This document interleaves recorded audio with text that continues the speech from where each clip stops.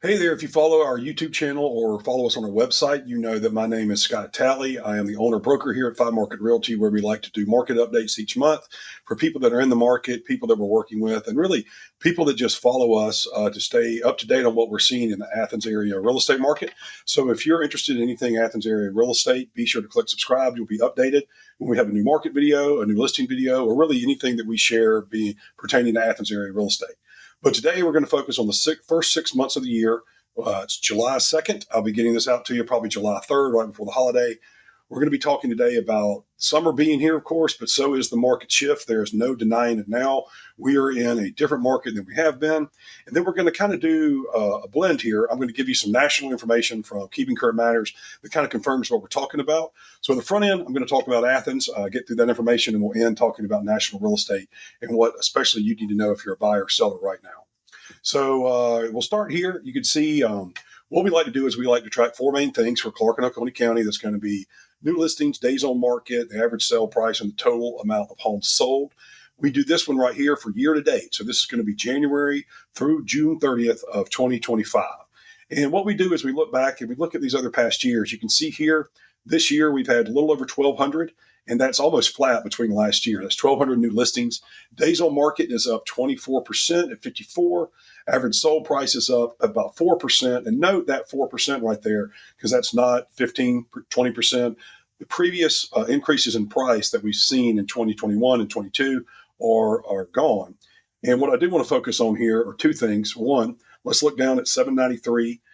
That is 12% down in sales from last year. And again, if I said before, a lot of things look like 2023 here in 2025. And you can see across year to date, same time in 2 years ago, 788. But we're down 12% from 2024. And if you recall, the first 6 months in Athens was actually a really strong market. And where I've got that arrow pointing is just denoting something there, 24% gain in days on market. We want to pay attention to that market time. The month of June, let's take a look. And I'm going to go ahead and point out again, we've got a 30% increase in the days on market. We're down on listings, which is a little bit of a surprise. But, again, what did I say before? We want to take a look at that price appreciation. So 30% up for the month of June on days on market. And look at that price appreciation compared to the same time last year. It's only 1.5 points. And while as a seller, that might be disappointing, we needed this to slow down. It was going too fast starting in April, June 2020. And we were seeing gains of 18, 17, 24% gains in equity year over year. And while that was good news at the time, it was pricing buyers out of the market. And that's what we're going to talk about in a minute of how that seems to be in a little bit of a shift. Now, we also usually show you the total amount of homes for sale. This was pulled today, July 3rd. No, what are we? July 2nd today. 486 homes. That's Clark and Oconee County. That's active homes that can be purchased, not active with a contingent contract or something. But that's 143 more than the same time last year. I actually might need to check that number. It does look correct. But what I want to point out is just a few days ago, before June 30th, that number was above 500, which has been a marker I've been looking at for about a year now to see if we were going to get there. We had about 25 properties come off the market that expired or were withdrawn, and it'll be interesting to see if they come back on. They likely will because they didn't sell. But 486 homes. And if you follow this for a few years, at one time we had less than 130 homes for sale in these two counties. And we are far cry from that today. We also like to talk about the monthly absorption rate. And hope I'm not going too fast because there's some other information I want to get to, and I want to keep the video in the time frames we like to do. But we're looking here at July, and I'll point out a few things. Follow the arrow there. It's indicating we have a 3-month supply of homes. And then last year at the same time, we were 2.7.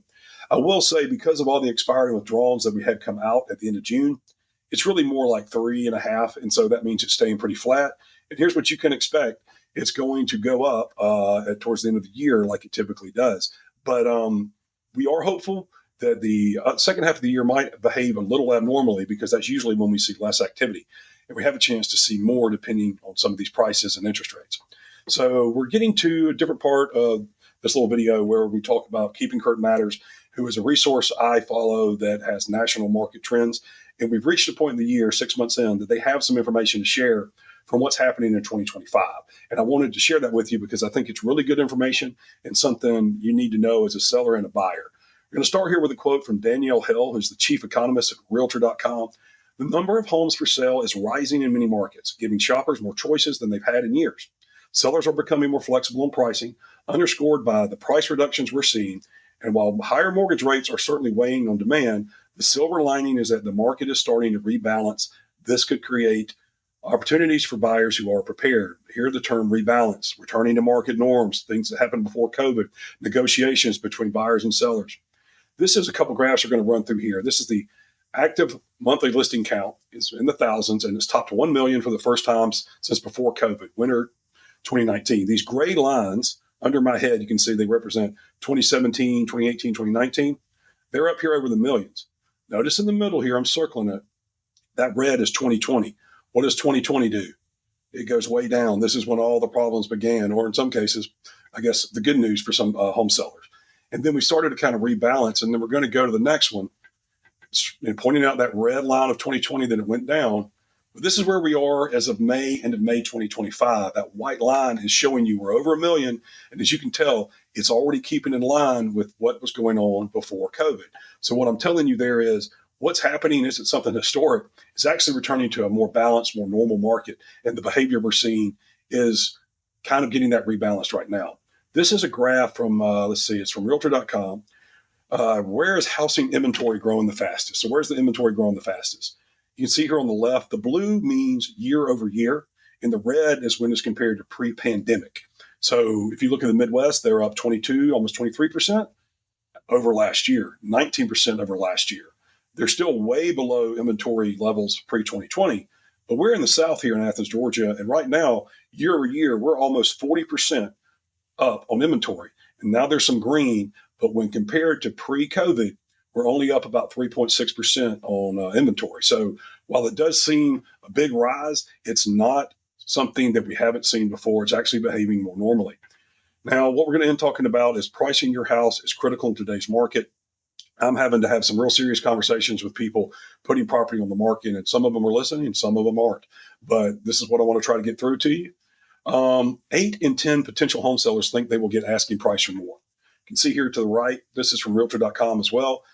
35% think they'll get more than their asking price. 46% think they will get their asking price, and a much lower amount think they'll have to come off the price, 13%, 5%.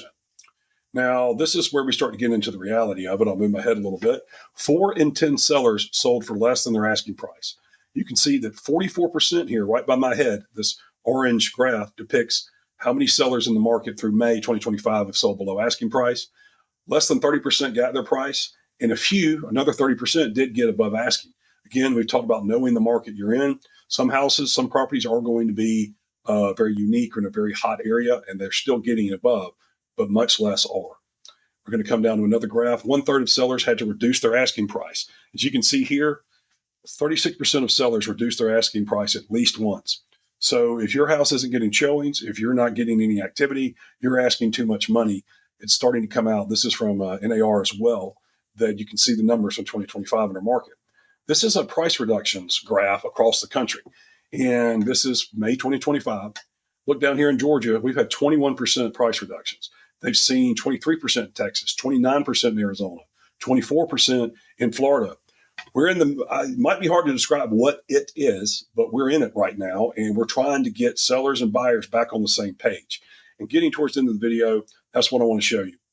So sellers want more than buyers are willing to pay, not in every case, but in a lot of cases. So what you're looking at, the green line is actually the median sales price in reality.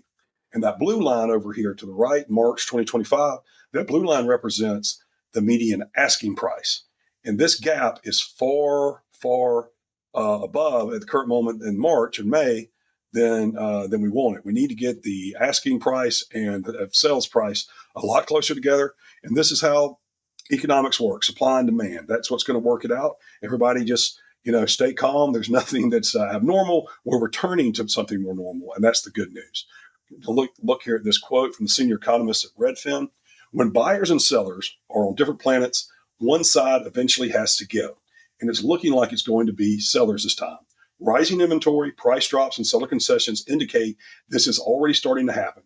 And sale price growth will likely continue to slow as a result. Now, hearing something about sale price growth slowing doesn't mean it's coming off a cliff.